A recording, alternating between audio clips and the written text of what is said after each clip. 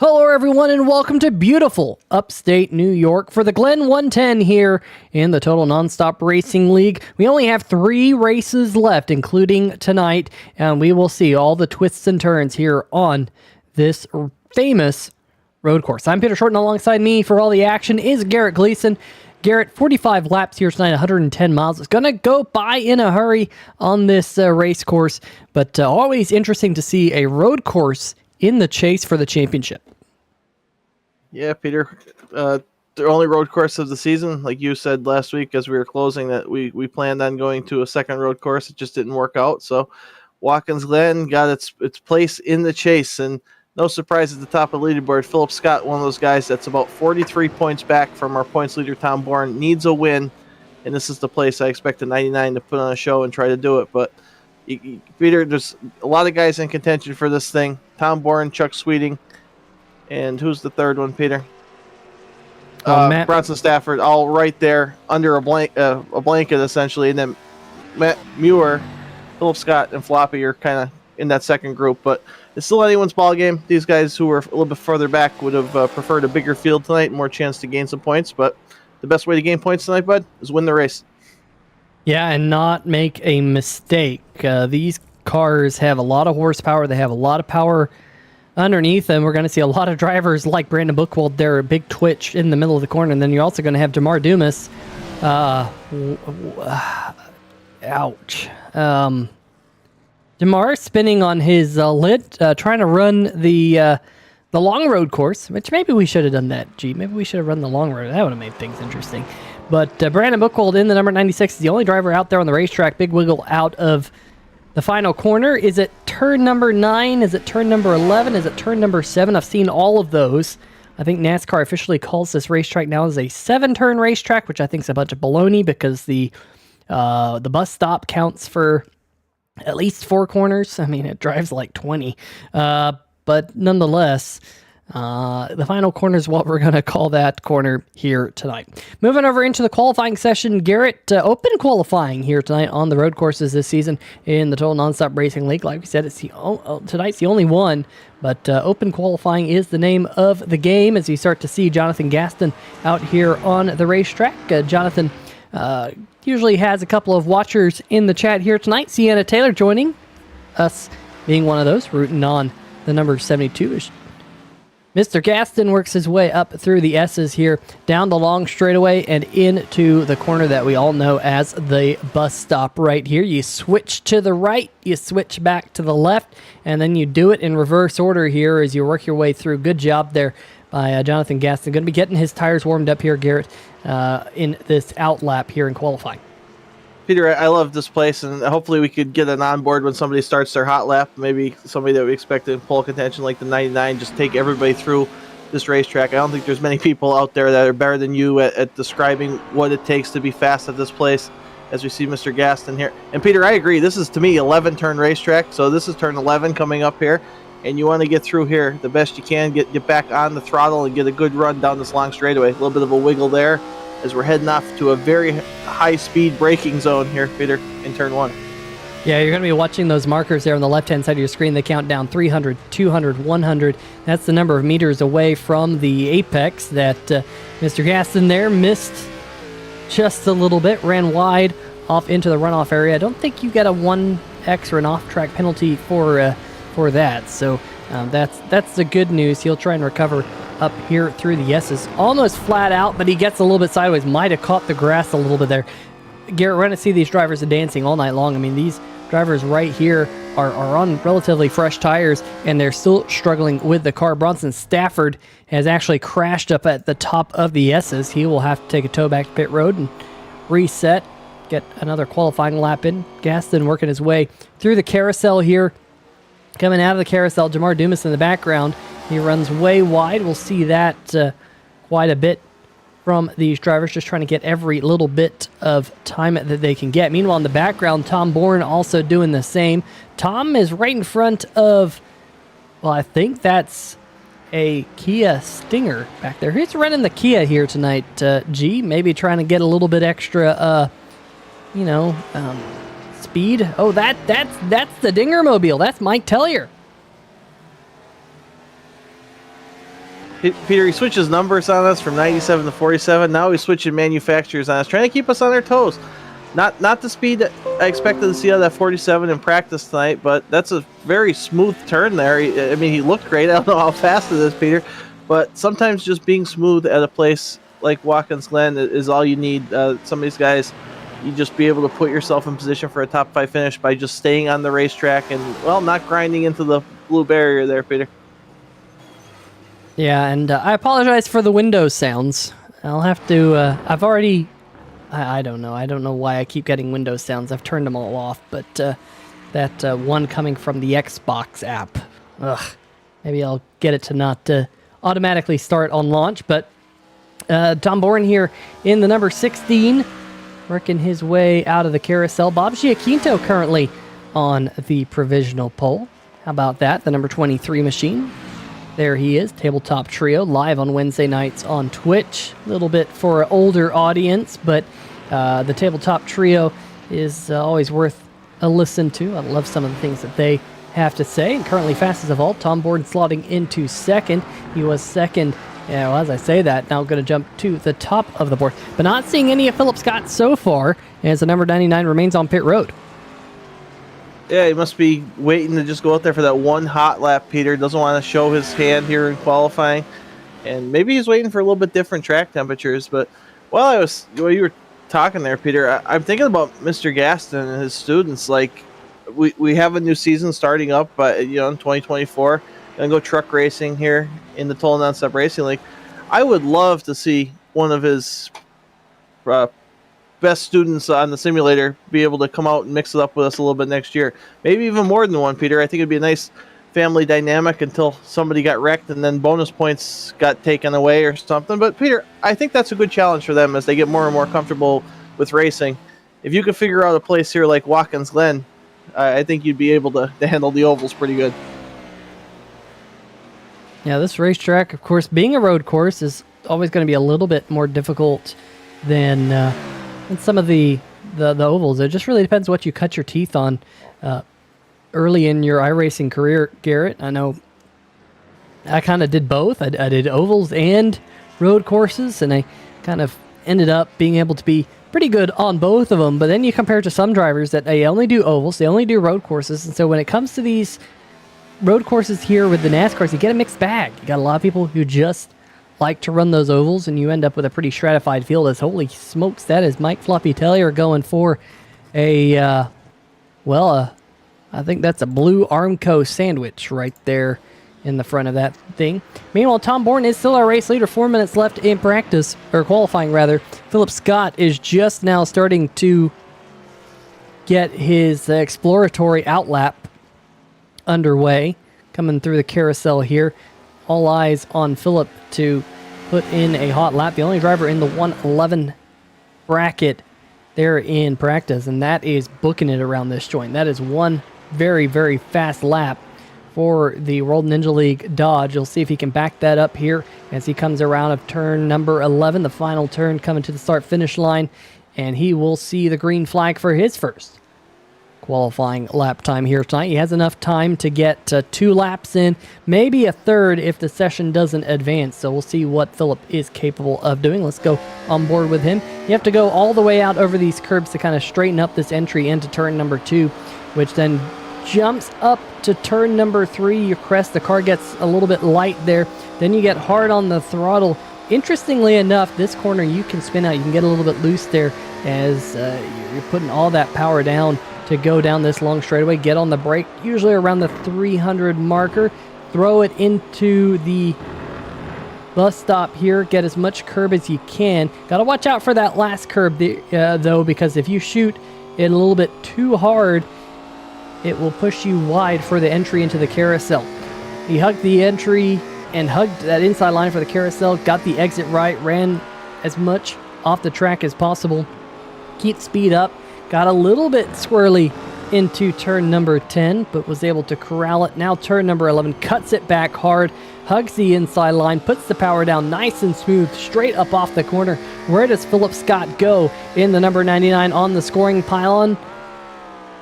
Top of the charts, 111.76. That lap we just rode on board with our provisional pole sitter here for tonight's The Glen 110 at Watkins Glen International. Let's see if he can pick up more time on lap number 2.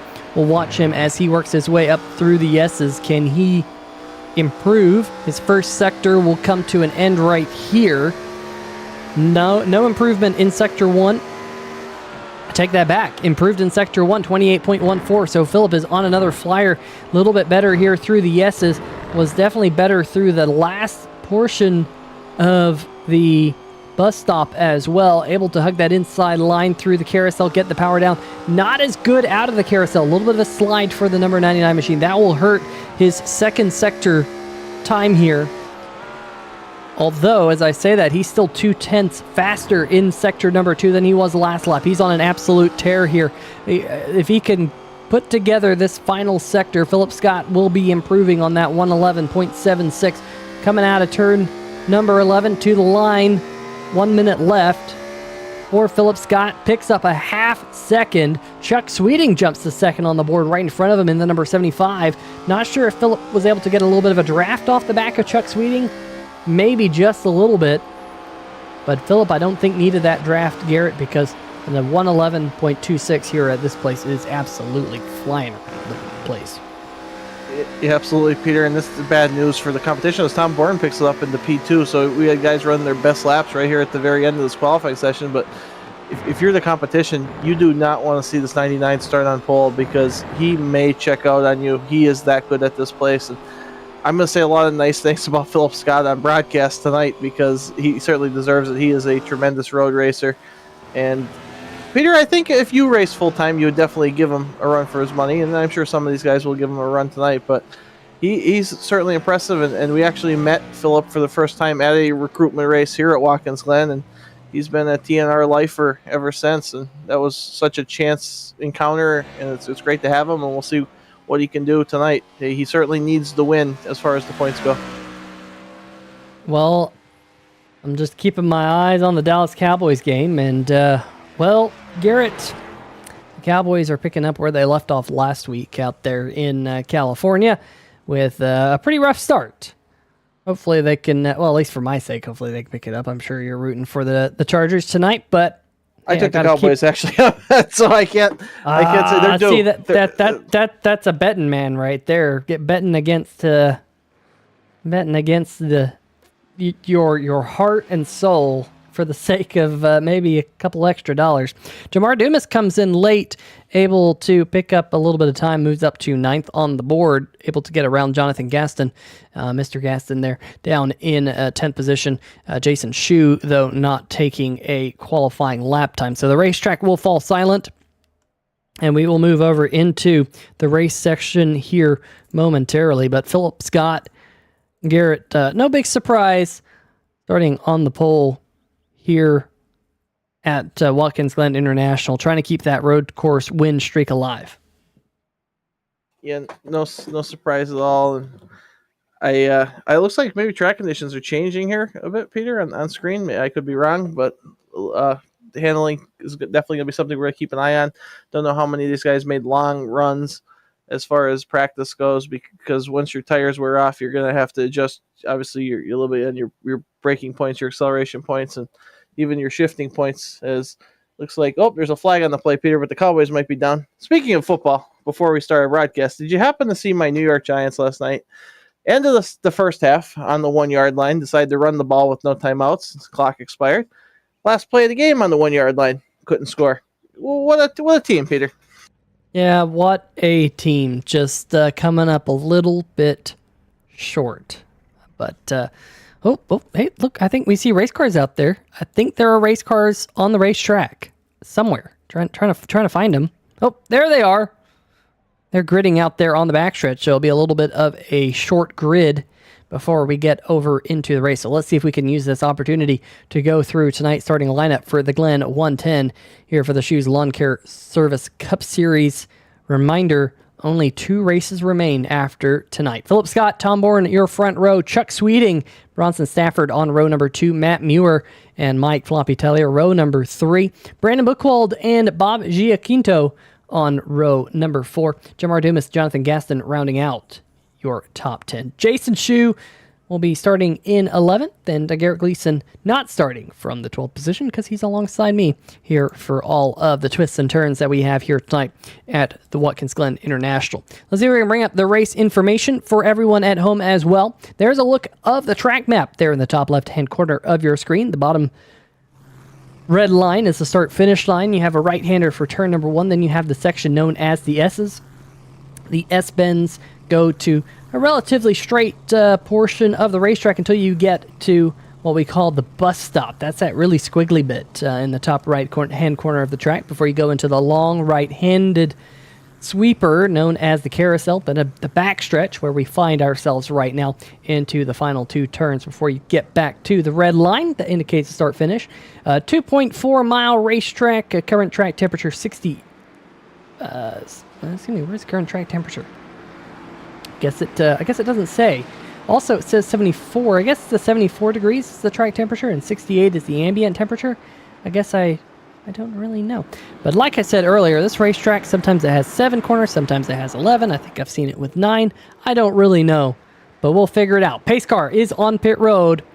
Garrett, we're going racing here as everyone will charge towards turn number 1 here at Watkins Glen. We're green flag racing. Is the number 16 in the wall. That is Tom Bourne. Garrett got some wheel spin right there at the start. Heavy damage on the left side of his Ford. Wow, Peter, that is a tremendous start of the race for a lot of these guys. They're racing Tom for points. That's our points leader making an uncharacteristic mistake as we're going to look here again, Peter. Like you said, just wheel spin. Gears not lining up with the cold tires here, and just going to end up turning left right into that barrier. And Peter, I was going to say, as we're heading off into turn 1 there, that turn 1's your first chance for a passing opportunity. It's also your first chance to make a mistake. And in Tom Bourne's case, he even make it to turn 1. Oh, and Bourne is again sliding sideways through the carousel. He is in the 5th spot. Meanwhile, Brandon Buchwald in the number 96 has gone around. This is going to be a frantic opening lap. Let's see what happened to the Dallas Legion machine. Hits the curbs a little bit too much. Oh, yep, got the curb a little bit too much. Oh, Jamar Dumas getting into the number 96. Jonathan Gaston and the number 3 machine of Jason Schue able to avoid the spinning machine as we're back to live scenes here. Philip Scott out front by about a half second over Chuck Sweeting, then Bronson Stafford, Matt Muir, and Tom Bourne with his damage right here in the Ash Fire Extinguishers machine. Losing quite a bit of ground now. Jamar Dumas, we're hearing, is having some problems. That's turn number 1. Garrett, let's see what happened here to the number 28 Texaco Haviland Ford. Sure, Peter, let's look at it. Jamar coming down, like we said, high-speed turn here into turn 1. Just, okay, so far so good there, Peter. Just a little too much curb, I guess, as he goes to put the throttle back down and sends a pointing towards the inside wall there. Peter, I expected coming to Watkins Glen that most of these competitors had enough laps at this place to kind of keep it clean, keep it on the pavement. And so far, I could not have been more wrong. As looking at 2 guys that I definitely know have a bunch of laps here. Maybe not laps along the lines of Philip Scott or Peter Short, but guys that I think are just going to try to keep it on the pavement. Bob Giaquinto here in the 23 and Mike Floppy Tellier ahead of him. These guys are just out there looking for that. Keep it on the asphalt, get a top 5, and move on to next week. But Bob is going to be my sneaky top 5 contender tonight, Peter. Yeah, Bob definitely likes to keep it on the racetrack. Does a good job of it in the tabletop trio Dodge, and we've seen him squeak out some strong finishes so far this year because of that. We've also seen him with some different strategy plays. Let's talk about strategy plays here tonight, Garrett. Of course, 3 sets of tires for these drivers. And of course, we do have some rolling stages in play here tonight. You'll have to remind me exactly what lap those rolling stages happen on. But from a strategy standpoint, do you think a 1 or 2 tire pit stop for these drivers? Yeah, Peter, I think I expect to see them on pit road twice. But we've been wrong before, Peter, so that's a part of why I enjoy coming into the broadcast with you and almost going out of blind, that we'll kind of learn things together and then be able to do the live. Well, you'll do the live calculation and I'll take credit for it. But like you said, we have lap 15. The conclusion lap 15 is our first stage break, rolling stage break, and lap 30 would be our second 47 lap race. These guys have to make 15 plus laps here on each fuel load. So if we see them running to lap 24 or so, Peter, we'll know it's only going to be a one-step race, but I'm expecting them to have to stop twice. So we'll see how that all shakes out as the run goes on. Of course, not expecting any caution flags here tonight. We don't even have cautions for the stages, unlike some of the other series, like our Thursday night Stay Tuned Sports podcast series that we broadcast here. Speaking of Stay Tuned Sports podcast, of course, one of our series sponsors here in the Total Nonstop Racing League, Jimbo not in the field here tonight. Talking Giants, also one of our series sponsors here. If you're a Giants fan like Garrett or some of the other Giants fans that we've had here in the field over the years, make sure to check out Talking Giants. And of course, Dene Jewelers, they're kind of ish in this neck of the woods, aren't they, Garrett, up there close, at least somewhat close to Watkins Glen? Sure. I mean, we're in northeast Pennsylvania here, and Watkins Glen's not all that far away when you think of how big the United States is and our neighboring state, New York. But I got to thank all those sponsors from, like you said, from Jimbo to the Eagles not being undefeated any longer. Talking Giants, I actually woke up this morning and I was a little upset that there wasn't a podcast for me to listen to about that horrific turn of events last night. Dene Jewelers, I haven't seen Stephen Morgan for a bunch of the season, but certainly grateful for having him and his buddy Doze. But Peter, we talked about Giants and Giants fans, and I just wanted to give a shout out to our good friend Vincent Valvano. He texted me a little bit ago, said he is feeling better, he is on the mend, and he expects to be back on track next week. So that was some great news. We certainly miss having Vinny here. Yeah, we definitely miss having Vincent Valvano in the field. Hopefully we'll be back next week for our penultimate round of the season. But let's go a little bit further back to that battle between Bob Giaquinto and Mike Floppy Tellier for the 6th position. Bob still keeping it on the road. Same thing with Mike.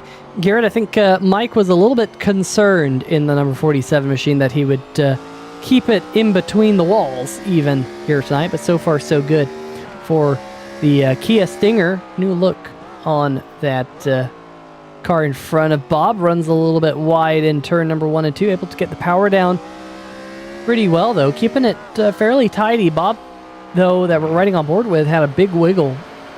And Garrett, that's going to overheat the tires a little bit.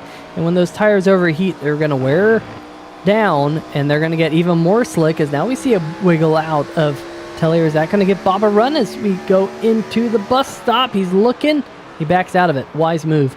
Bob just not able to draw level with him enough to make a side-by-side battle. He'll live to fight another day as Tellier wrestles with the car through the switchback that is the bus stop into the carousel. And you want to hug that inside line of the carousel like Bob did for about as long as you can. Get that power down late. Be smooth on it. Don't want to burn up those rear tires, because if you do, it's going to be like a skating rink. As I think what we're seeing right now, Garrett, is maybe Tellier's overheated those rear tires a little bit with a couple of those slides as he continues to struggle with the back end of the 47. Yeah, Peter, he's definitely struggling getting the power down to those rear tires, and I think that plays into the two-stop strategy that I'm expecting to see these guys enact tonight.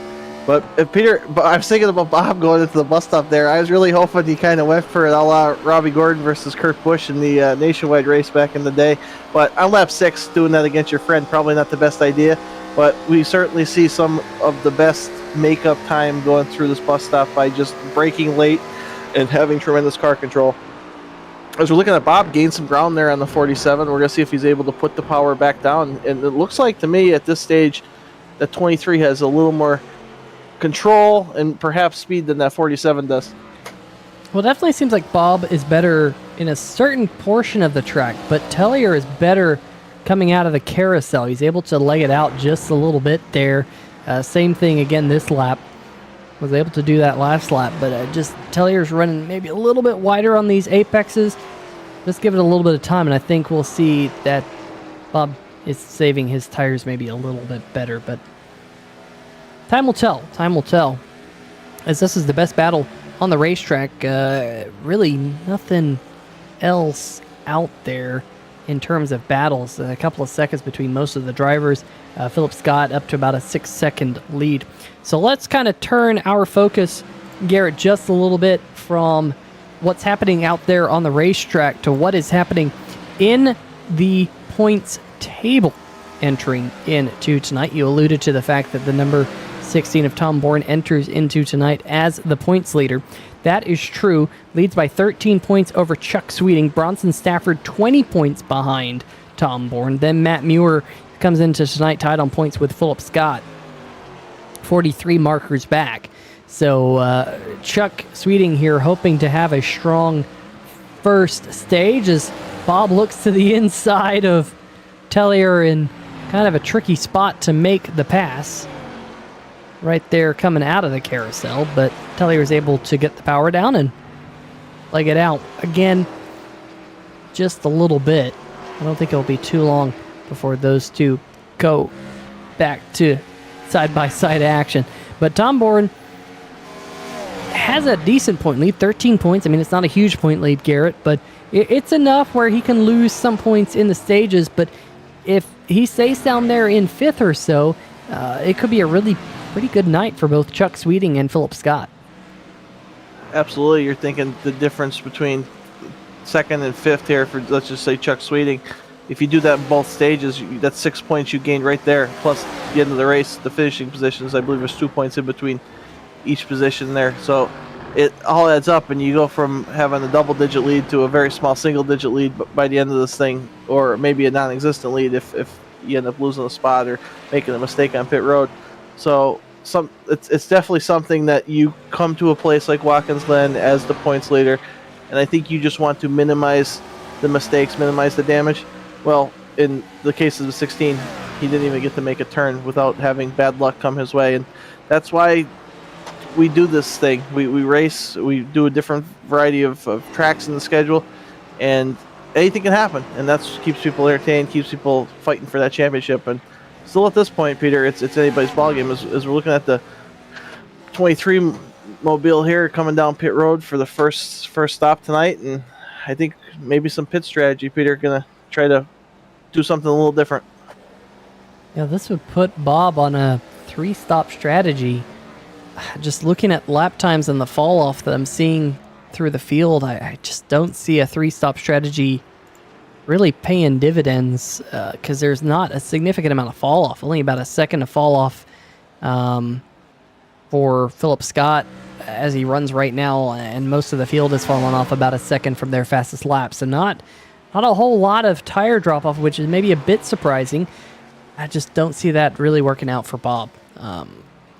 Just based off my mental math in top of my head, but hey, it will. Fresher tires, Garrett, are less scary, so we do think that it will help Bob at least stay off of the walls.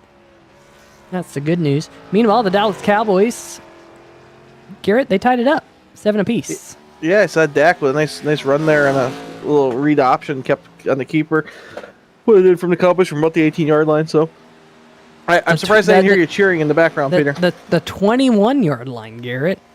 They weren't even in the red zone, and they made it into the end zone with that little keeper from Prescott. So I gotta say, he can rattle off a good run every once in a while. It's a little bit rare, but it happens occasionally. As Philip here absolutely slamming the curbs through the bus stop, hitting those apexes nice and neatly. Gets that power down using the right amount of runoff, not overusing it, not underusing it. As Chuck Sweeting also doing the same. Chuck is the second fastest driver on the track right now. Only Philip Scott is faster, but he's pulling away from Bronson Stafford, Matt Muir, and company back behind him. Let's talk about Tom Bourne. Tom has kind of slowly been creeping in on Matt Muir as this run is going on. Right now, just about 2.2 seconds between a couple of the EA Sports inspired schemes.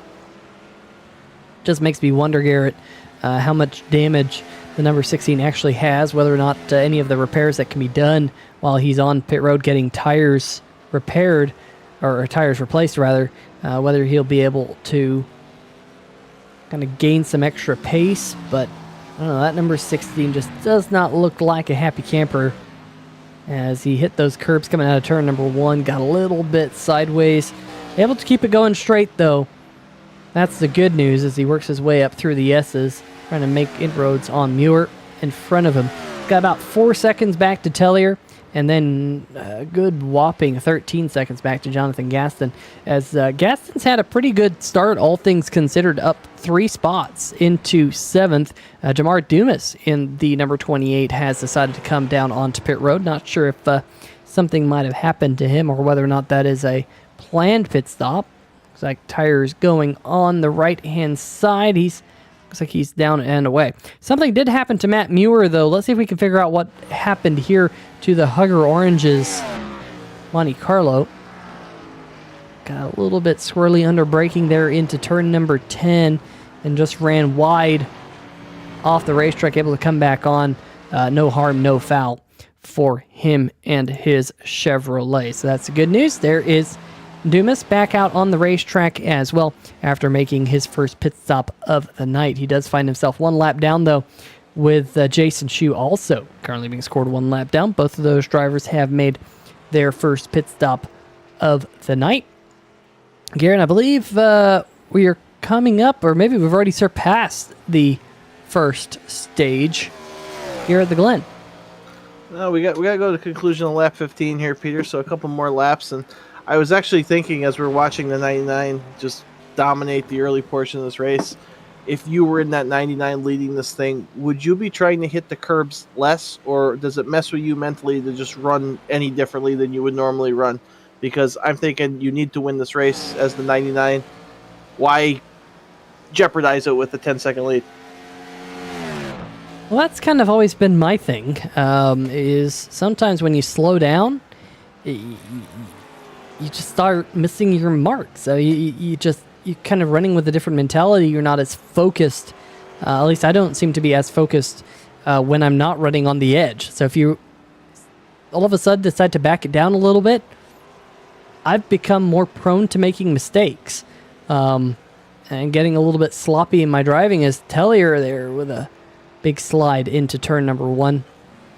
So I don't know. I'm the type of person where if I go out there and I'm leading the race, I'm really not going to back down. I'm going to continue to focus, hit my marks, because at that point, it's kind of muscle memory. You've been driving so hard for so long that you kind of know what to expect when you hit the curbs. You know how the car is going to behave when you clip the apex a certain way.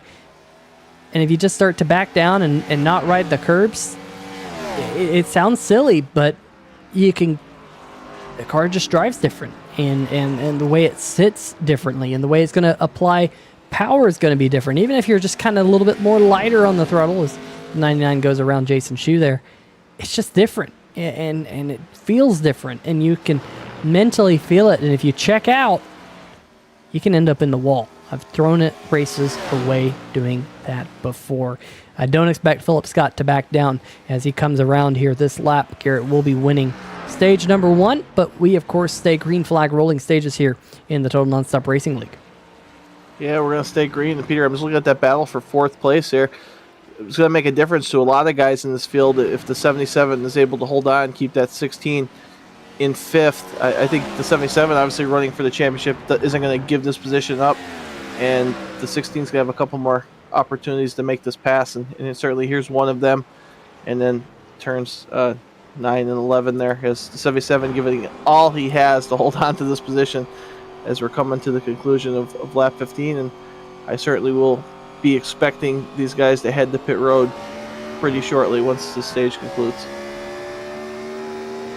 Yeah, so we'll see whether or not they go with that kind of one-stop or two-stop strategy here shortly, as Matt Muir throws a little puff of smoke up, locking up the front tire there on entry into turn number 10.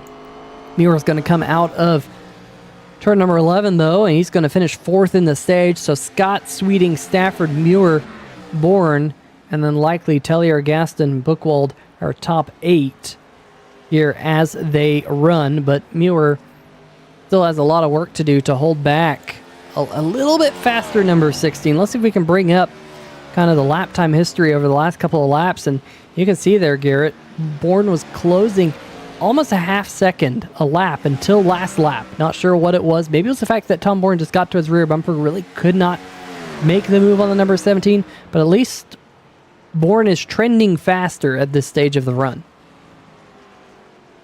Yeah, I think you're right, Peter. That 16, despite the damage, just seems to have figured out what he needs to do to make his car handle and be as fast as it needs to be. As it looks like this is the perfect opportunity to make that pass in the 77. Don't expect much of a battle from the 77, but yep, he let him have it as we're coming to pit stops. I mean, you got your stage points. There's no need to race side by side any harder than you have to and slow each other down. So we'll see what happens with that 16, Peter. I'd like to see if he could get some of that damage fixed on pit road. We're going to take a look at our 3Y TV replay with Jonathan Gaston's 72 machine. And let's see, Peter, what you're showing me. This is like a surprise. It kind of excites me. It's it's kind of a surprise. Not sure exactly what might have happened here, but the number 72, I think he realized Buchwald was faster and just kind of rolled over on the right-hand side and let the... Ooh, ran wide there as the number 96 makes the pass into the bus stop. So move Buchwald up into 5th temporarily as we have takers on pit road. Back to live scenes. Bronson Stafford, the number 61, who's been putting together a solid but quiet night in the Peak Antifreeze Home Depot Ford. And also, I think we just had one other taker on pit road. It was the Canadian out of Sarnia, Ontario, Mike Tellier. He's coming back out there onto the racetrack. There is your race leader, Philip Scott, about to put Tellier one lap down. Philip going to have to contend with a little bit of traffic here as Tellier's tires are nice and cold. So Tellier will have to deal with maybe a little bit more slippery of a car until those tires come up to temperature. Yeah, this is going to be an interesting battle here as we watch the leader on old tires and the 47 on new tires. And it looks like Mike decided to take a little bit of a shortcut through the grass. And I think that's going to be all Philip Scott needs. But not a bad job by the 47 holding his position. Philip arcs it through the carousel there to try to get a run down this, I guess we could call it the backstretch. And I don't think the 99 has any patience here for the 47, but they're side by side here. Yeah, I think Mike is doing all he can to stay on the lead lap. Knows that the number 99 is right behind him. Now the big question is, I was about to say, is Philip going to come down pit road? Yes, he does. So Matt Muir on pit road. Tom Bourne also on pit road, getting some damage fixed in the Ash Fire Extinguishers Ford Fusion. So he's going to lose that spot to Matt Muir by, I think, the main reason is getting some of that damage pulled out on that left front fender from that contact there just after the start of the race. He's going to lose about 8 seconds. Wow, that's a big time hit. Muir able to scoot away in front of him. So we'll see if Tom can run Muir down before the stage caution. Meanwhile, look who has worked his way up into the top 5. That is Bob Giaquinto. Now, Bob is on a different pit strategy, we believe. We think Bob is on a 3-stop strategy versus kind of the 2-stop strategy that we seem, or at least believe, the other drivers will be employing. I don't think they can make it the rest of the way on this final stop. So Bob is out there. Maybe he's running the race backwards. That's also a possibility, Garrett, where he decided to make his first pit stop and maybe will only make one more pit stop. It might be a little bit tight, but Bob might be able to make that work. We'll see exactly how it falls for the Tabletop Trio Dodge as he works his way up through the S's. But we mentioned that strategy might be a little bit of something on the table, and surely does seem like Bob is playing that hand here in his Dodge. Yeah, very curious, Peter, what he's playing on. I mean, if he comes to pit road within the next couple laps. I think he pitted on lap 10, give or take. If he comes to the next couple laps, you realize he's going to pit on lap 32 or 34 and just ride this thing out. But if he could get close to lap 30, I don't know how close he's going to get and how much he's willing to risk it if he's in the fuel saving strategy, short shifting and all that. I mean, it's really anybody's guess that Bob could know something that we don't. And I always liked the idea of running the race backwards. I've never, in our experience broadcasting, I've really seen it work that way. But it certainly would be cool if Bob had a strategy that nobody else had and ended up getting a really good finish out of this thing. Jonathan Gaston on pit road as we speak. He's coming down to make his first pit stop of the night. Meanwhile, we got this battle for position a little bit further back in the pack to Mark Dumas. We saw that heavy contact out of turn number 1 earlier in the race. That's why he's got a bent up right front fender. Buchwald here trying to run him down. Dumas pitted on lap number 11. Buchwald much fresher tires on his Chevy Impala. As I go across the start-finish line down towards turn number 1. Let's see if we can jump on board with the Canadian Buchwald here as they head off towards the apex of turn number 1. Buchwald doing a better job of hitting that apex, but Dumas able to keep his speed up, keep that momentum up. Now up through the S's. Those fresher tires on Buchwald's car will, not to say they'll matter at the top of the S's, not necessarily in this portion of the track. The tires will probably matter most next in the carousel. So we'll see whether Gaston can close in through the carousel as Dumas runs wide a little bit through the center of the bus stop. Now I expect to see Buchwald close in. There he is. He's hugging that yellow line, closing in just a little bit, getting that power down. Here, this is the battle for 7th as they run. Yeah, good battle. A little bit further back in the pack, but that's kind of what we're looking for, Peter. Just something to focus on and watch these guys run different lines as we run each other down. Wow, that was a good run Brandon Buchwald has there. Definitely, well, he lost it there on the exit there, trying to put the power down on this long front straightaway, and that's going to be a killer. Going to have to try to do it all over again, get close to that 28. But Peter, F is Canadian Thanksgiving, and back on track with us here at TNR. We certainly missed having Brandon last week. I just want to reach out to a lot of people, Peter, we haven't seen in a while. Just hoping we get them back either for next season and fill up this field a little bit. We've certainly put on a tremendous product this year. Mike's done an incredible job running the show as the on-track administrator, and I think the sky's the limit. I think we're going to get TNR back to where it was a couple seasons ago with some good fields and some good racing. And I love all these guys that showed up tonight, and they've all been tremendous all season long. Really no issues whatsoever as we're watching the 72 of Jonathan Gaston go through that bus stop. And I hope, Peter, he needs to get his students on the simulator this week, run the bus stop. If they can figure that out, I want to just, let's give them driver's licenses or keys to the city or whatever we got to do.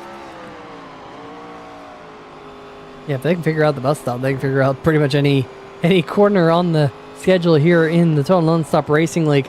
Meanwhile, on board with Brandon Buchwald again, trying to close in on the 28.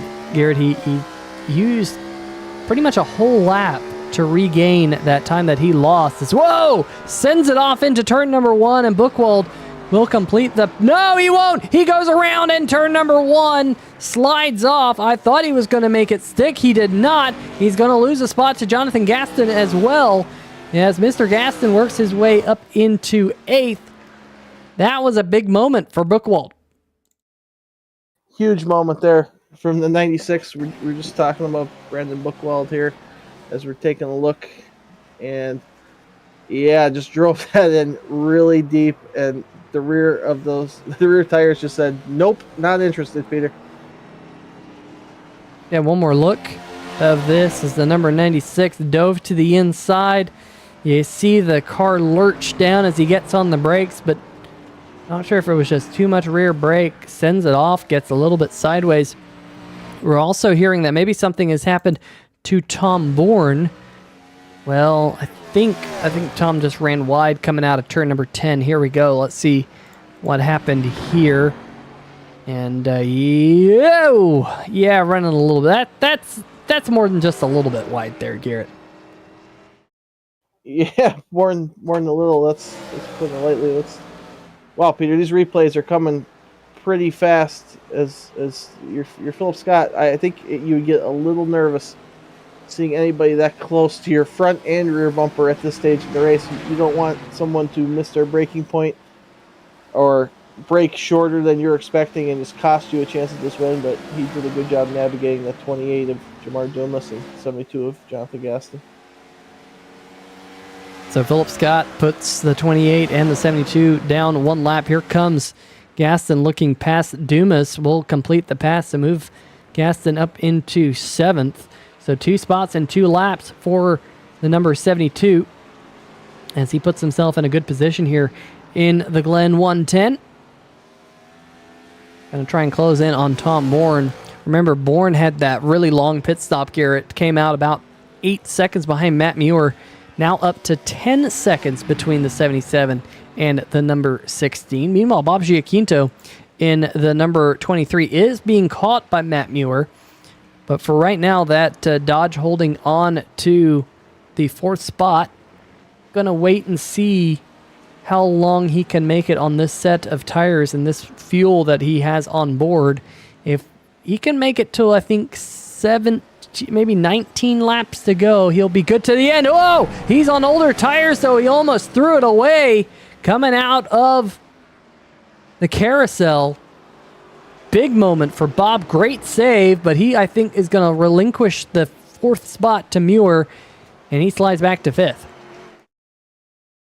We got action all over the place, Peter. Just when you thought this race was spaced out and these guys weren't going to be putting themselves in these predicaments, we've gone to like 3 or 4 3-wide TV replays in a row. Here's Bob G, who's done a great job keeping it on the racetrack all night long. And wow, again, I think that's you're not kidding, but that's those worn tires. I think it's time for that second pit stop. Yeah, those tires there on the right-hand side of the track came up fast. Almost making contact. That would have not been pretty. Takes me back. Who was that? I can't remember. There was a NASCAR race probably about 13 years ago now where someone spun coming out of the carousel and then just ended up being a Beyblade across the racetrack, just spinning feverishly right up into traffic right there. Can't remember who that might have been, but that was a pretty nasty accident. And Bob Giaquinto almost did his best reenactment of that particular accident. Coming around to get 22 to go for these particular drivers, Garrett. We are over the halfway mark. And I think right now, as they work lap number 25, we're closing in, of course, on the end of stage number 2. So Scott, Sweeting, Stafford, Muir, Giaquinto currently in the bonus points realm. Up there inside the top 5. Then Tom Bourne, Jonathan Gaston, and Jamar Dumas also appear to potentially be in position to pick up bonus points here. As we are, like I said, about 5 laps now away from the end of stage number 2 here tonight. Yeah, closing in on it. Action is just hot and heavy here in these last couple laps, but you want to get to that final pit stop and be able to not make a mistake. If you're the 99 of Philip Scott, this race has gotten absolutely incredible. It's everything you've imagined it going when you thought about this race and how you needed to win it. But you have to make that last pit stop. You have to keep it on the track and not make a mistake. Because look at Jason Schue, who was running a little late getting into practice, just decided to take advantage of all the runoff area, but just needed a little bit more, Peter. And you think back to when we were growing up on NR 2003 and how the old version of the track did not have the new runoff area, and you'd go sailing down here into turn 1, and you'd go right into the kitty litter right about now, and you'd be stuck, and you'd have to tow back the pit road. But maybe Jason Schue needed that because he carried way too much speed there into turn 1. Yeah, unfortunately, just could not get the number 3 machine slowed down and is on pit road. Meanwhile, something happened to Mike Tellier. I'm not sure what happened to the Canadian driver. You're not seeing any damage on the number 47. I'm not sure if it was a connection problem, but as you can see there on the left-hand side of your screen, folks, 5 laps down for the 47, and I just don't see anything that would have indicated a problem for Mike, but came down onto pit road. Let's see. This was his. I see some damage. I do see some left front damage. It doesn't look too significant. Well, let's see if we can maybe figure out what exactly caused that. 5 laps is pretty significant here at the Glen. So there must have been something that really dinged up the number 47 machine.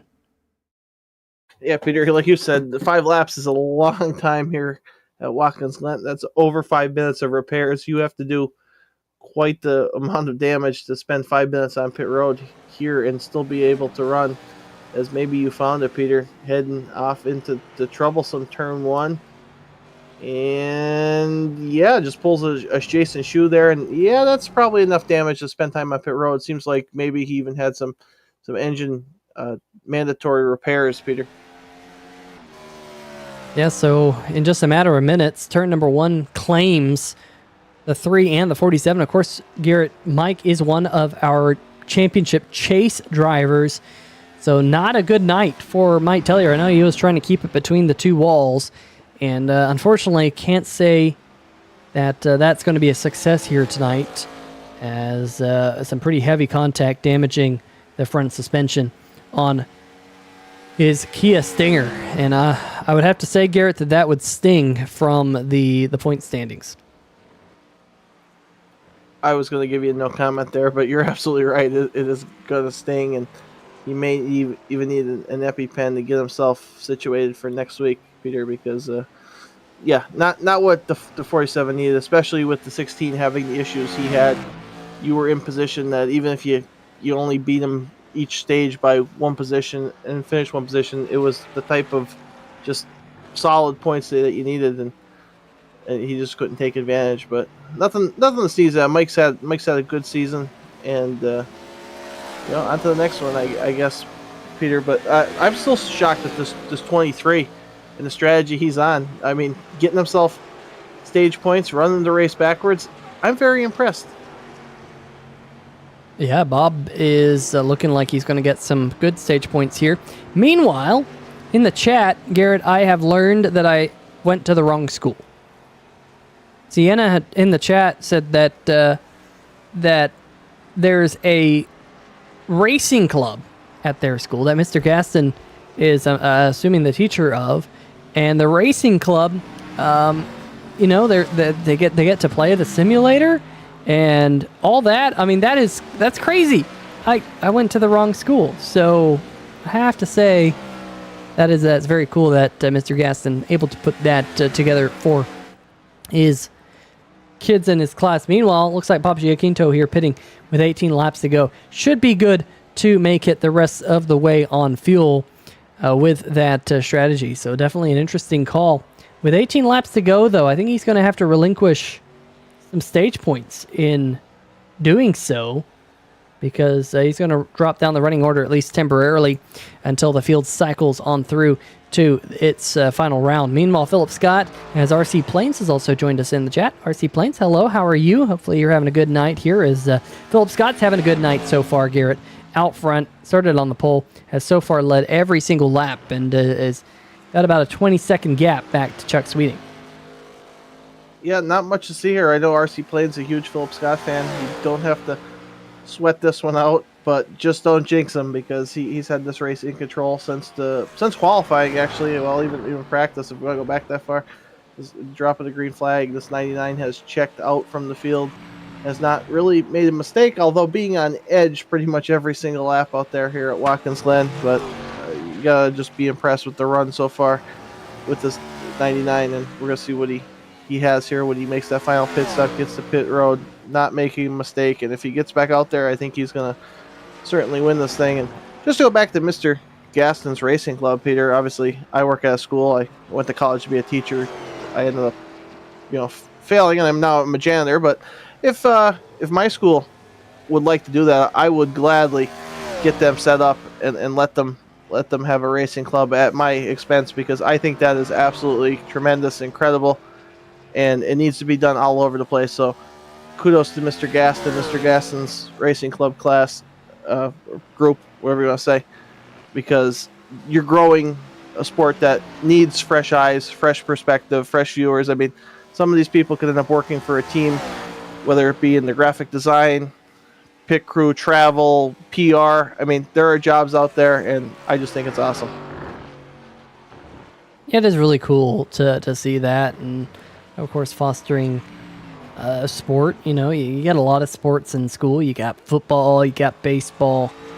Really, you just don't have an outlet for racing quite often. You even have some schools, fancy schools, that have equestrian type sports and gymnastics, and at least groups of kids that do those. And racing is just one that it's very expensive to be a part of. Let's be honest, but it's cool to have some representation in schools for this sport that some of us do love, and we do make it part of our lives on a weekly basis, whether it be on Saturdays or Sundays and watching on TV, or going to your local track, or here on Monday nights on 3 Wide TV, like we're seeing throughout the field here tonight. Tom Bourne is on pit road. However, do want to highlight our points leader coming into tonight. They are right at the end of pit road. Started this race in second fastest in practice as well, but this race went all pear-shaped pretty much just after he got past the start-finish line. Garrett, a little bit of wheel spin, ended up in the outside wall there on the front stretch. That is where all that left side damage has come from. Not sure if he got any of that damage repaired. Not really seeing that to be the case.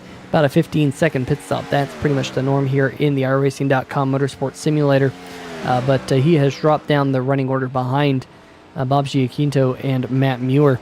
Speaking of Muir in the number 77, Muir just pitted a few laps ago, and Bob Giaquinto was able to leapfrog him back. So the number 23 back up into the 4th position, but still running quite a ways behind Bronson Stafford. Granted, Bronson has not made his final pit stop of the night. Philip Scott on pit road right now making his final stop. He'll come to his pit crew.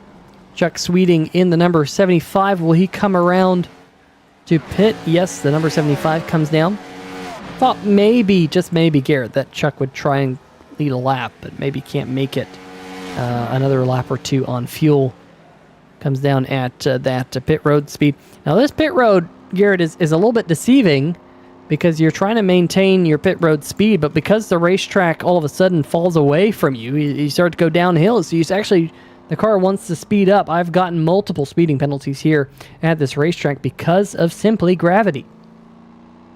It's one of those things we can't escape, Peter, is gravity, and this obviously this is you're on the different side as far as pulling into your pit stop, which is a little bit different for most of these guys who don't road race on a regular basis. But like you said, going downhill and gravity just making that car speed up just a little bit could be the difference in getting that penalty and being right on the edge of getting the penalty. So that was a very good point you made there, and I'm glad you pointed out, because sitting here from even a broadcasting perspective, that didn't even cross my mind how this pit road is at such a drastic for a pit road downhill slope.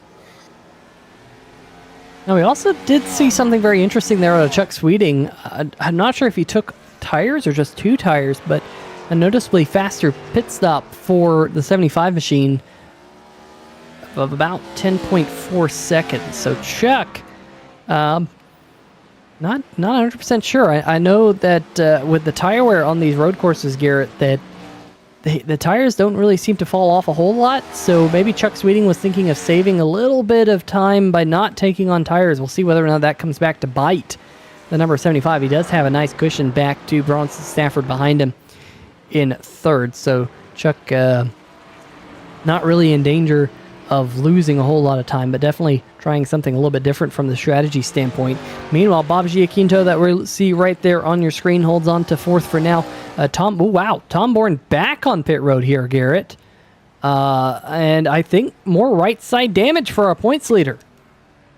Wow, this race could not be going much worse for the 16. And I just want to say real quick on Chuck Sweeting, I don't know why you wouldn't take tires unless it's just a preference thing because of the gap, but let's take a look here at the 16, and yeah, that we've seen a couple dry. Wow, that's really a lot of damage there from the 16.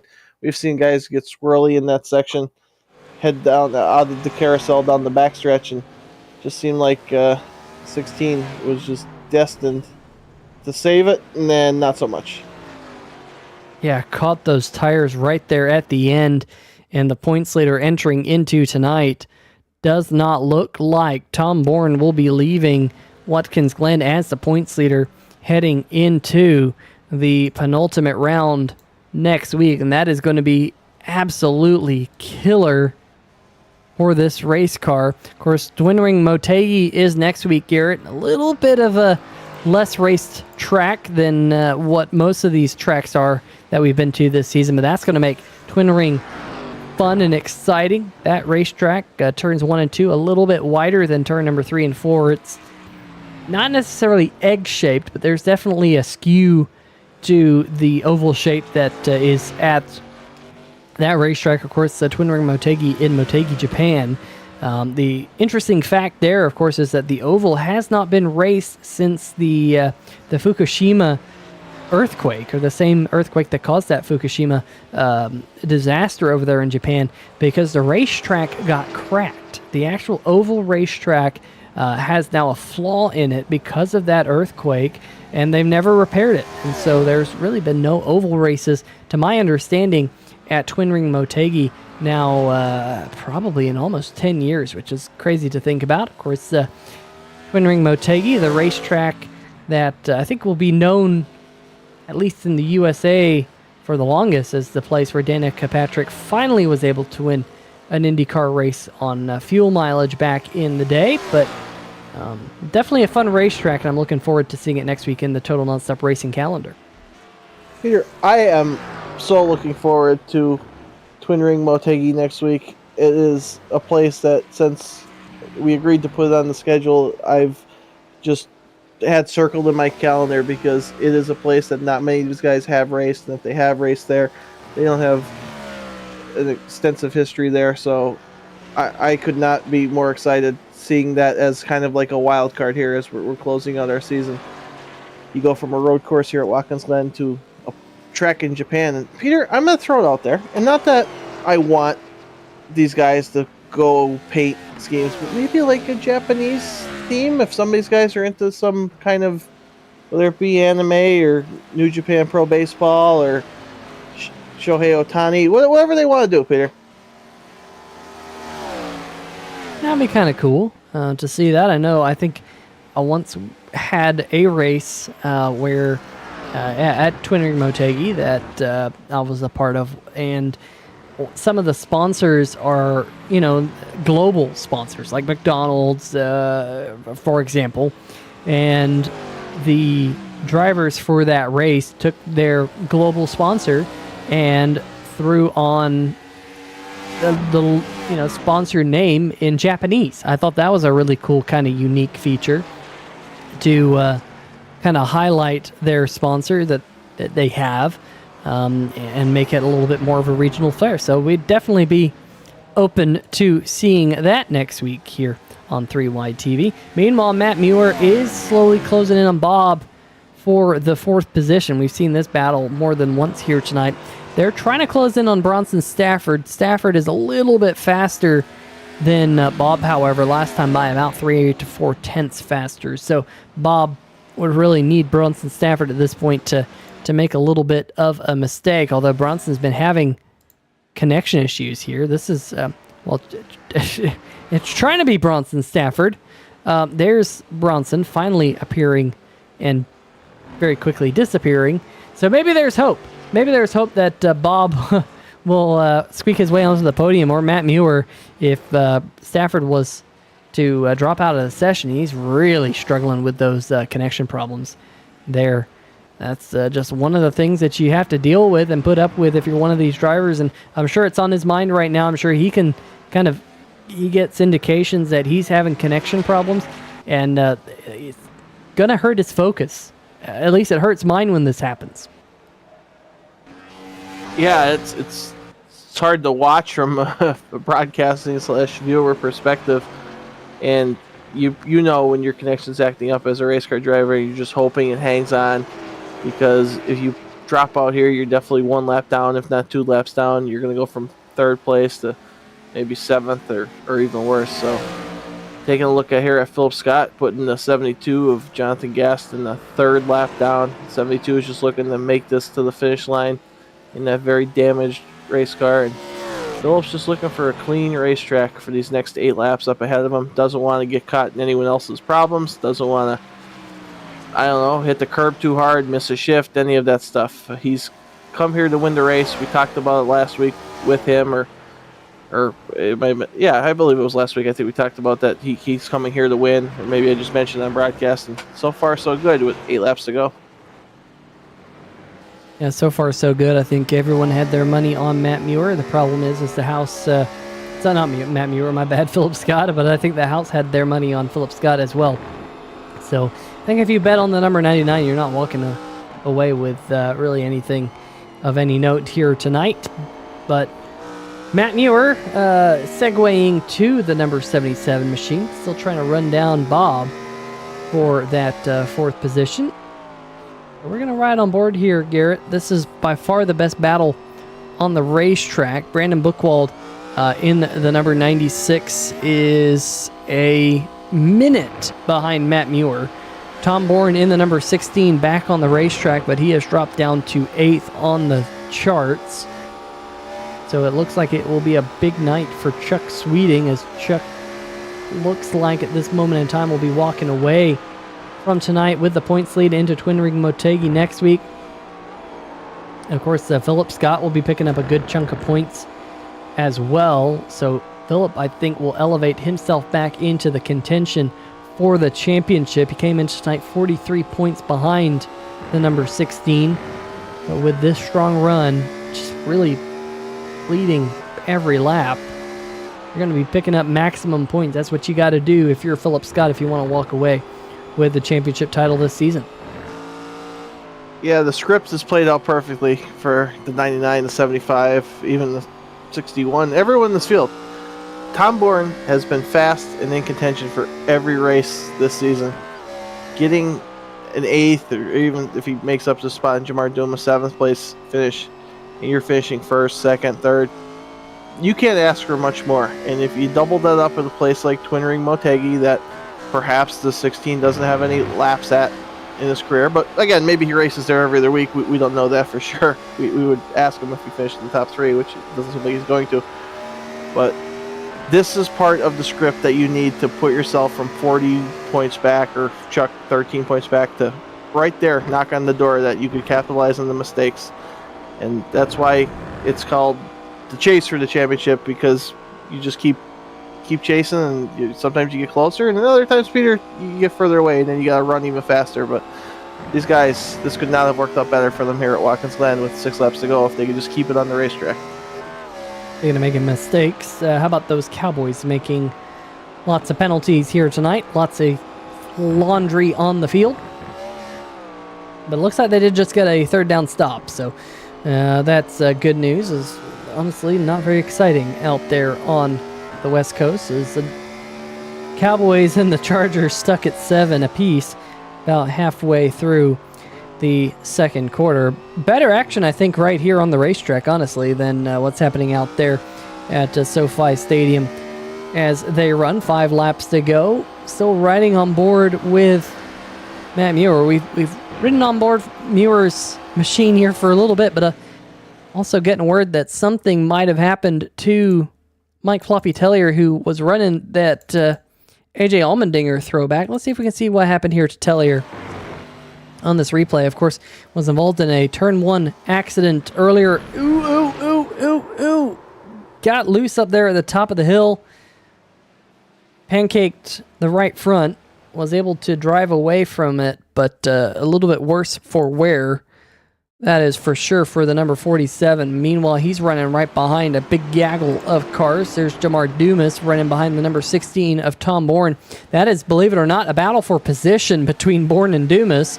Both of those very wounded cars. That's going to pull Bourne up into 7th there. He's well behind Brandon Buchwald, so I think that's going to be as high as he can climb. But Jonathan Gaston in the number 72. problems for Gaston. As let's see what happened here to the number 72 machine. This was just a couple of laps ago. Already had a little bit of left front damage. This is coming up into the S's G. Back end steps out. Oh man, had a huge wiggle. Oof. And that is a pretty heavy hit. Right. Oh, go right there. Jason Schue sneaking on through. Tough place for that to happen. That wiggle was a death wiggle. Unfortunately, the number 72 was or is now damaged. Let's see if we can go back to live scenes. I think sitting on, oh, nope, as I say that, returning to the mix 4 laps down. So going to see this one out with a pretty heavily damaged Chevrolet. Tough break for Gaston, who at one point was putting together a very solid run, but definitely derailed here in the last half of the race, unfortunately. I hope they have a body shop at the school Mr. Gaston works at, because they're going to have to fluff those fenders out tomorrow on that 72 machine. Just like Jamar Dumas's 28 there, those cars are in rough shape. They've seen enough of Watkins Glen, it looks like. This has just been a fantastic battle. 2 evenly matched cars. Bob Giaquinto and Matt Muir in the 77, just sticking with him. And I believe Bob's on older tires in the 77. Peter, you could correct me, but like I said, sneaky top 5 for Bob was my prediction, and so far running in 4th and doing everything right in that 23 tabletop trio machine. And also trying to stay on the lead lap here in the closing stages, because that little dot that's going through the bus stop right now, that is actually our race leader, Philip Scott. So this is the battle for 4th, but almost 1 full lap down, as the 77 of Muir gets on the power coming out of the carousel there into turn number 10 here. They were side by side momentarily. They might have even traded a little bit of paint coming out of turn number 11 that last time by. Bob was able to hold off Muir. I think Muir, his rear tires, Garrett, are just looking a little bit worse for wear. He's sliding up out of the corner as Philip Scott there in the back of the picture. 2 laps to go for the World Ninja League Dodge. Gonna put the 28 machine another lap down. Dumas now down 3 laps in that wounded Ford. Meanwhile, up at the top of the hill, still Giaquinto and Muir separated by just under a half second. Garrett, you think about this. They have almost completed 45 full laps, and they have a half of a second between them. You do the math, folks, and that is like 100th of a second per lap difference between these two on average. That is a fraction of a blink. These two drivers so close to one another. Bob making a mistake there through the bus stop, had to give up a little bit of time. Muir closes in again. Thought that was going to be the end of the 23 running in 4th position. And Peter, I'm going to make a suggestion. Just if he finishes in 4th, maybe we could pull him in for a quick interview with our group of interviewees, because I want to hear about his strategy and how he was able to hold on with this battle of the 77. It's been our best action of the night, that's in a good way. And we'll see what the 77 has here on the final lap. Gonna try to get, oh no, Peter. Oh, I was gonna say, gonna try to get a good exit here and catch him going up towards the bus stop, and that was all she wrote for the 77. Yeah, and Philip Scott got by. So this looks like Muir. This could be the final lap for Muir. It's the final lap for Philip Scott up at the top of the S's. About a half of a minute on Chuck Sweeting out back. Chuck, for his credit, has about a half minute on Bronson Stafford in 3rd. Philip throwing it through the S's, or through the bus stop for the final time, rather. Switching it back left and right and left. Comes out of the carousel with a wiggle.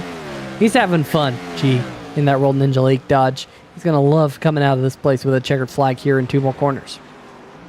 Yeah, 2 more corners for the 99, but pretty much perfect all night long. And I didn't expect to see him not win this race, to use a very horrible sentence, but here he is, 99, coming to the checkered flag, much like many expected. A well-deserved win for Philip Scott. great points day as he heads to Twin Ring Motegi, and really no surprise. But now he's going to do some burnouts here as Bob's still almost a complete lap down and has to go finish this lap. So Bob will be still on the racetrack running this down as Philip starts burning it down, and should be expecting Chuck Sweeting to cross the finish line here shortly. Yeah, here comes Chuck out of turn number 11, coming to the start-finish line. He puts together a solid second and puts himself, I believe, into the provisional points lead. Here comes Bronson Stafford working his way out of the carousel for the final time with some lap traffic around him. That is Jonathan Gaston behind him, and he's still struggling with those connection issues, disappearing and reappearing once more, coming through turn number 10. Turning into turn number 11. They're coming out of turn number 11. Still coming out of turn number 11, coming to the line. And likely finished. Yes, has finished. Going across the line. Oh boy, you never know with a blinking car. And there is the number 23 of Bob Giaquinto to round out our top four. Only 4 finishers on the lead lap. But for Philip Scott, our race winner here tonight, looks like couple of these drivers going to give the number 99 a congratulatory bump here on the front stretch. So we'll see if we can get some of these post-race interviews with some of our top 4 finishers here tonight. Let's see if we can maybe fire it up with driver of the number 23 machine. Garrett, why don't you take it away with Bob Giaquinto? Hey, Bob, Garrett up in the booth. We just wanted to interview you because you seem to be running a different race than everyone else, and you did a fantastic job out there. Just tell us a little bit about your strategy, and it seemed like you were having fun. Yeah, that was a lot of fun. We were talking a little bit about it before the race, saying, all right, we can do probably about 20 laps on fuel, and we'll try to pit around lap 7. And I wanted to run it a little bit longer, maybe pit on lap 9, lap 10, almost forgot to pit because I was having so much fun battling with Floppy there in the beginning of the race. But just decided to kind of run it backwards, and somehow it worked out for me. It certainly did. You got a lot of TV time for Tabletop Trio. I hope your residuals are good this week. But, Bob, it seems like we're letting you back on track here. This season took you out of the booth, and it seems like you're getting more and more comfortable out there, and the finishes are starting to show your talent out, on track. I don't really know how much talent there is for me, but I mean, I'm slowly getting used to this car. Was really excited when we first started, and then, man, it just kind of fell apart for me, especially the last couple of weeks.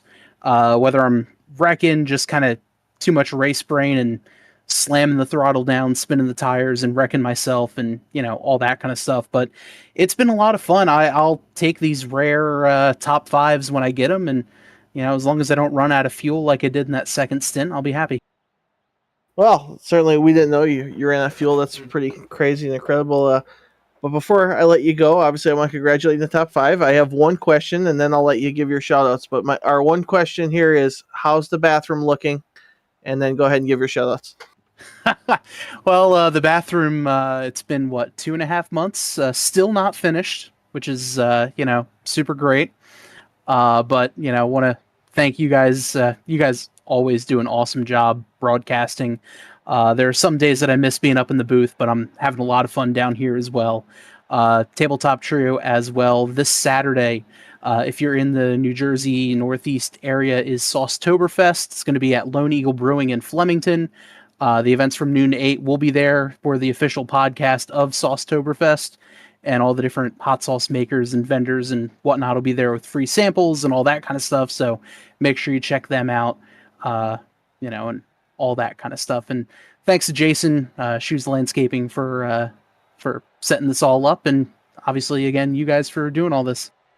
Well, thanks, Bob. And that plug you gave there for the sauce festival there, it was just a reminder of what a professional you are and how great you would have been in the booth alongside Peter Short. But unfortunately, they got to listen to me. At least for a couple more weeks. So, we'll see for the next season. I don't know. I think it's better than having you out there on the track, G. But Bob, congrats on your 4th place, and we'll see you again next week at Twin Ring. Cool. Thanks, guys. All right. Peter, I believe Oh, I was going to throw it to you, Peter. I believe you're catching up with the laggy 61 of Bronson Stafford, who was able to finish third despite some connection issues.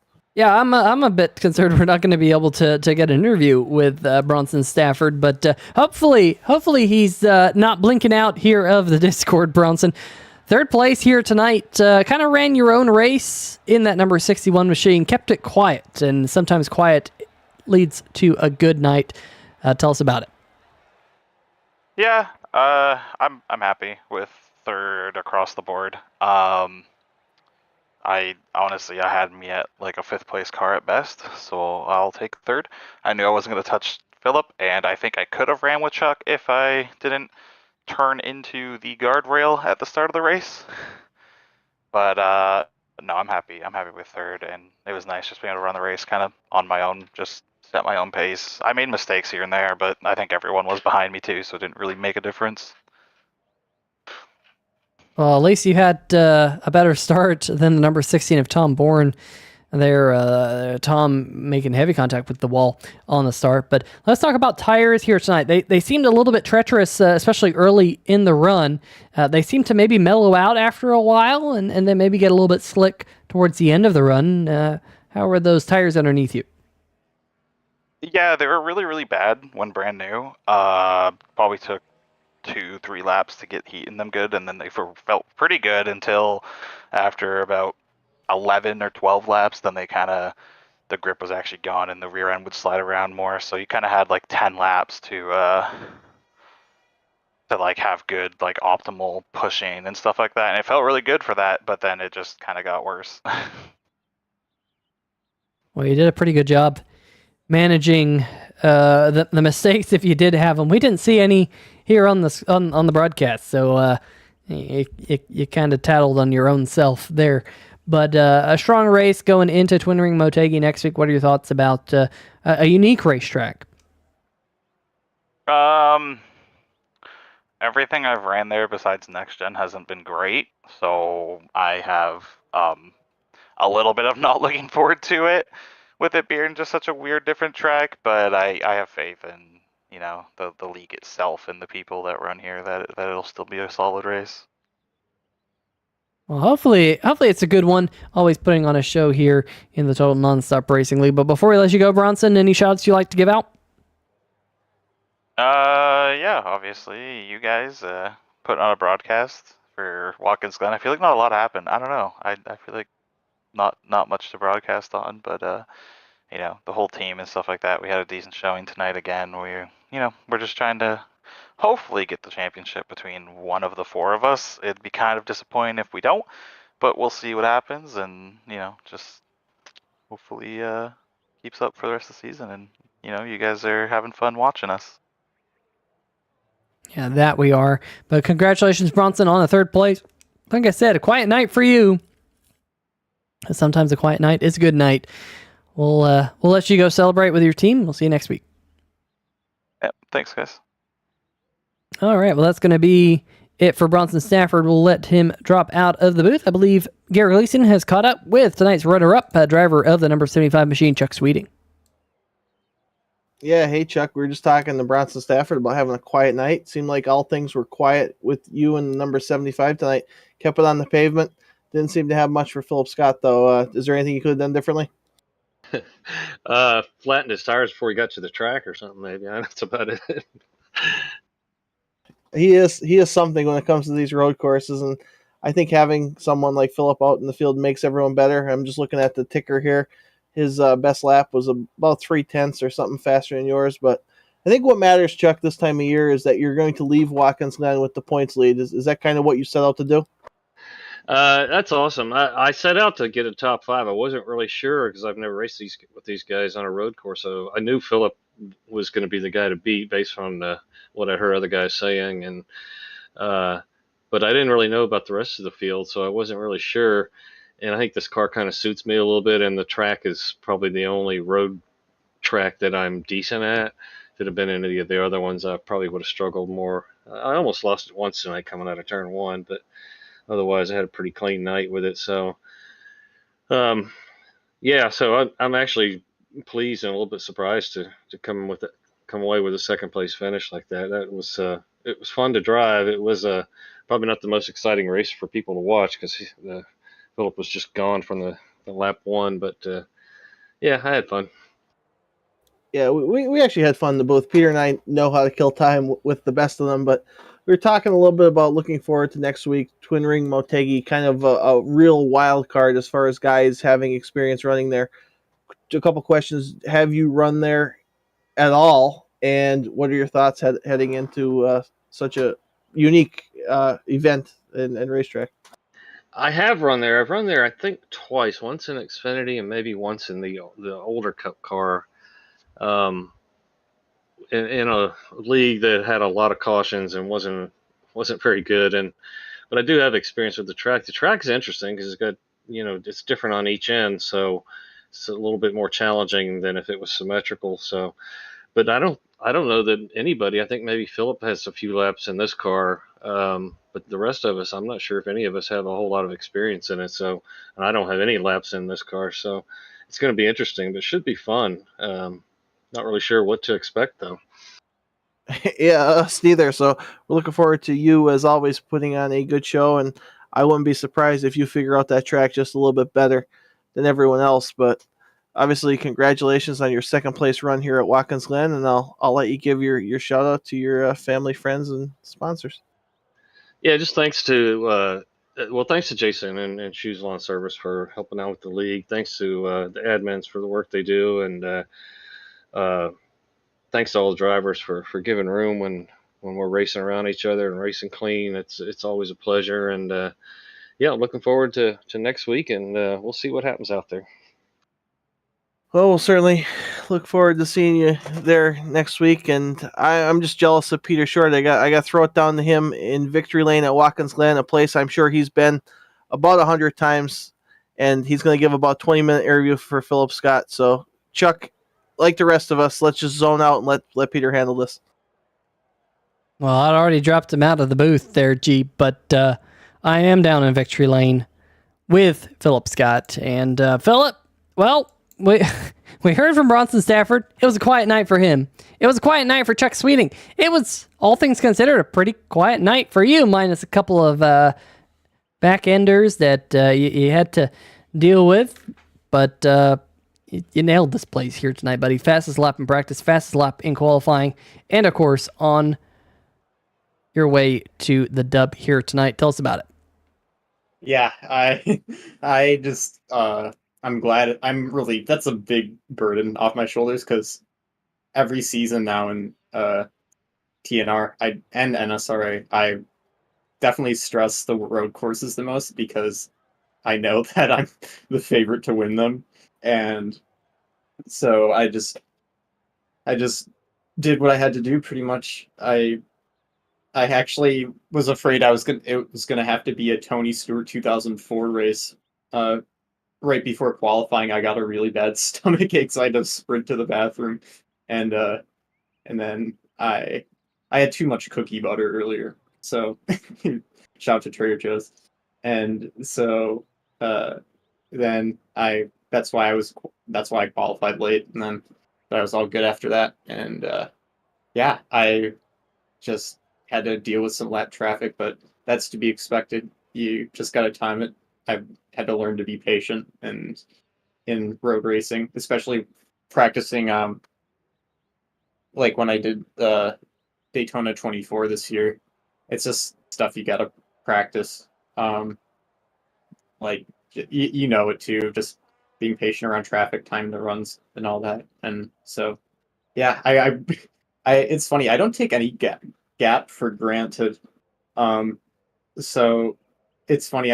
I want to see that number, especially in road. I want to see that number like keep going up to the car behind me. And yeah, at the end of the race, I really wanted to get to 30 seconds. It was going to be close, and so I put down a bit faster of a lap at the end, and I think the gap was like 30.1 at the end. So that was fun. Yeah, just over a half minute back to Chuck Sweeting, who had a about a half minute on Bronson Stafford, but a great race for you here tonight. Next week we go to Twin Ring Motegi. Easy for me to say, huh? A unique racetrack. I think Chuck was saying you might have some lap time or some track time on that course. What are you expecting next week? Yeah, I'm really looking forward to Motegi. I know I'm not. It's going to be really tough to beat Chuck for the title. Because it's just so close between everyone, and I had like a 6th and a 5th to start off the season, or start off the chase. So it's going to be really tough to claw back those points. All I can do is just try my best to win, like I do every week. So, but I really like Motegi. We raced there a couple seasons ago when we were in the next gens. It was like one of the best races in the league's history. And it was just a total blast. And we were like battling 3 wide for the lead at the end of the race and stuff. It was crazy. And so I've already tested a bit. It's definitely different than next gens. Next gens, it feels like an Indy car because you gotta shift and stuff and a lot more downforce. But in these, feels actually kind of like Milwaukee. So yeah, hopefully it can go like Milwaukee did, but without the whole disconnection thing. Yeah, Milwaukee was a little bit of a roller coaster, that is for sure, for Philip Scott, as it is at the Glen. Looking at these S's, it's a bit of a physical roller coaster here at the Glen. But Philip, a strong run for you here tonight, closing out that victory. Before we let you go, shout outs. Yep, of course, worldninjaleague.org, and go Lions. All right, well, Philip Scott having his say here on 3Y TV. Philip, congrats, and we'll see you again next week. Thanks, man.